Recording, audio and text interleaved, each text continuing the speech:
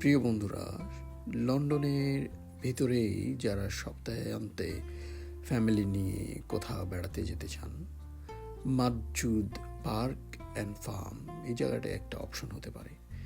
এটা canary wharf থেকে বেশি দূরে নয়, 5 মিনিটের ড্রাইভিং হবে। আমরা যেখানে থাকি ইস্ট লন্ডন ডেগেনহ্যামে, এখান থেকে 15 to 20 মিনিট ড্রাইভিং। এখানে মূলত গবাদি পশু, হাঁস, মুরগি, ভেড়া, গরু, ছাগল এগুলোই ফার্মিং করা হয়। পাশাপাশি গাধা, ঘোড়া এগুলোও আছে। তাছাড়া এখানে একটা সুন্দর World War II এর কামান ছিল।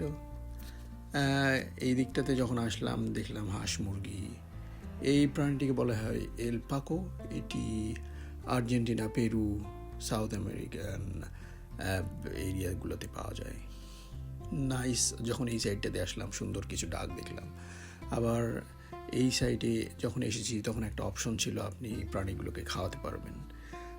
ক্যান্টিনের পাশে একটা শপ আছে, এখান থেকে আপনি ইচ্ছে করলে খাবার নিয়ে এসে এগুলোকে খাওয়াতে পারেন, ভেড়াকে, গরুকে। আমি ট্রাই করেছি, তাসাবি ট্রাই করলো, বাট তাসাবি ওয়াজ ভেরি স্ক্যার্ড।